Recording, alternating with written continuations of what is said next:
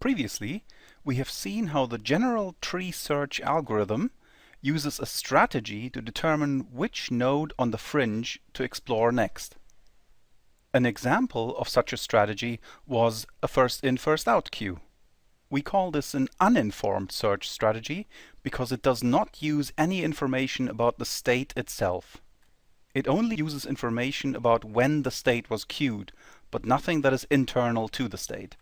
We will now look at heuristic search strategies, which use information about the states on the fringe to determine which node to explore next. Information about a state that can be used in a search strategy can be encoded using a heuristic function. In general, a heuristic function h maps a node in the search space to a real number r. Or sometimes you also find that it maps it to a natural number. What a heuristic function encodes is the estimated cost of the cheapest path from the given node to a goal node. So the heuristic function tells us how close is the nearest goal node. Obviously, if the node n given to the heuristic function is a goal node, then the value must be 0. That is, we are already at a goal node, so the nearest goal node is in distance 0. As you can see, a heuristic function encodes problem-specific knowledge in a problem-independent way. For each problem we are looking at, we can define a different heuristic function, which is why the heuristic function is problem-specific. But whatever search space we're looking at, whatever problem we're looking at, the heuristic function will always give us a numeric value for each state. And the fact that it is a number is problem independent. A perfect heuristic function would always give us the correct distance to the nearest goal node. But if we had such a function, the search wouldn't be very hard. In fact, it would be trivial. Unfortunately, perfect heuristic functions are very hard to find for most of the problems we'll be looking at. Best first search is an instance of the general tree search algorithm, where we use the knowledge provided by the heuristic function to decide which of the nodes on the fringe looks best for expansion. In fact, best first search is a whole group of algorithms, as we can use the heuristic in various ways to decide which node looks best. And best first search can be used as a tree search or graph search algorithm, depending on whether we use the test for repeated nodes or not. In best first search, we use a strategy that uses an evaluation function f to decide which node in the state space to explore next. And again, the evaluation function maps a node in the state space to a real number r. In general, we will choose that node from the fringe which has the lowest value f. So the evaluation function determines the search strategy in best first search. Again, if we had a perfect evaluation function, we could use the search to lead us straight to the goal node. Note that the evaluation function is not problem-specific, it is specific to the algorithm. But the evaluation function may use the heuristic function, which is problem-specific. What we mean by best in best first search is simply defined by the evaluation function. The node that is best has the lowest f value. Now, a quick word about the implementation. There are really two operations that we need to support when we look at our fringe. When we generate the successors of a node, we need to add those to the fringe. And when we select a node from the fringe for expansion, we need to select the node with the lowest f value. Since we will do both of these operations quite often during the search, it is important that these are cheap operations. A good way to implement this is by means of a priority queue.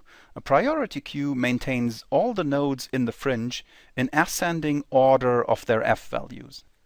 A priority queue can be implemented as a binary tree, which means both adding a node and retrieving the node with the lowest f value has logarithmic time complexity. The simplest best first search algorithm is probably greedy best first search. This algorithm simply uses the heuristic function defined for the problem as the evaluation function used by the algorithm. Remember that the heuristic function is problem-specific and encodes the distance to the nearest goal node, whereas the evaluation function is not problem-specific and is used by the algorithm to determine which node to expand next. So the meaning of these two functions is really completely different. But greedy best first search simply equates the two and uses the heuristic function to give us a search strategy immediately. The result is an algorithm that always expands the node that is closest to the goal node next. The algorithm is called greedy because it always tries to take the largest chunk out of the remaining distance to the nearest goal node. It tries to get to the goal node in as few steps as possible. But since the number of steps isn't necessarily the cost of a path, this is not necessarily the optimal strategy. In fact, greedy best first search often gives us solutions that are far longer than the optimal path, and also far more costly. So let's look at our Turing-Romania problem to see how greedy best first search works. To remind you, the initial state was that we are in Arad. Now, suppose our goal state is to be in Bucharest, the capital. The actions we have available are to drive along the arcs shown in this graph. And each arc has an associated cost, and that is shown as a number next to the arc. So from Arad, I could drive to these three towns, and the costs would be respectively this, and this number. What we also need for greedy best first search is a heuristic, and that's what we've got here. The heuristic needs to estimate the distance to the nearest goal node, and our goal node is to be in Bucharest, so we only have one goal node. And on a map, we can use the straight line distance to estimate the distance to a different point on the map. So we will use the Euclidean distance between 2 points on a two-dimensional map. The table you are looking at simply gives us the values of our heuristic function for different nodes n. So if the node n is Arad, the distance would be 366, rounded. And so on. For each city in our map, we have a straight line distance in this table. And this is the value we will use as our heuristic value. As is to be expected, the heuristic value for the goal node is 0.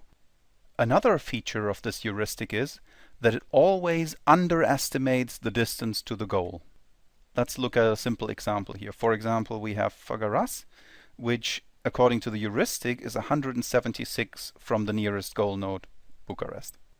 But going back to the map, you can see that Făgăraș is really 211 from the goal node. That is because roads don't tend to be straight lines. In reality, it is probably something like this, and that's a longer distance than what the heuristic gives us.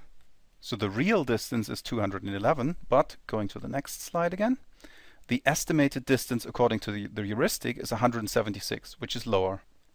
Another important observation here is that the heuristic presents us with additional information to what we had in the original problem description given by the map. There is no way you can compute the values in this table from the information given in the map. And of course, this table presents problem-specific information. Now, let us have a look at greedy best first search in action. What we see here is the initial state of the algorithm. All the nodes you see are the fringe nodes, and there's only one node, of course, initially. Fringe nodes are shown in blue here. That's the legend. And the node we select to expand next is shown in red. So currently there's no node selected. Within each node, you see the name of the city plus the heuristic value for that node. Also on the right-hand side, you see information about the depth of the different nodes in the search tree. So the first thing the algorithm does is select a node from the fringe. And since there is only one node, this is the one that's going to be selected. Then the algorithm performs the goal test on this node, which will fail in this case because this is not a goal node. The next step then is to generate the successors of this node. So now our initial state, Arad, is no longer on the fringe, but its three successors are now the new fringe. This means we have to go through another iteration of our loop, and the first step is to select a node from the fringe. We do this according to the strategy, which tells us we've got to select the node with the lowest f value. So here we have 3 nodes, and the lowest f value is this one. So this is the one we will select next. Again, this node does not pass the goal test, so we have to continue. We generate the successors and add these to the fringe. You can see what we are doing here is tree search because we've generated Arad again. So this node is the original node and we could go back there immediately. For most search problems, applying an action and then the reverse action immediately afterwards is not a good idea. But let's continue with the algorithm.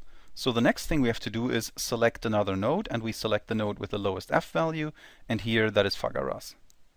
Again, this is not a goal node, so we have to expand it and add its two successors to the fringe. Now we select a node from the fringe, and the node with the lowest f value is Bucharest, and this time the goal test will pass. So we finished with our search. We can now extract the path to the goal node simply by going up from our goal node, the one that we found through the tree, to the initial state, and this is our solution path. That's it. That's how greedy best first search works.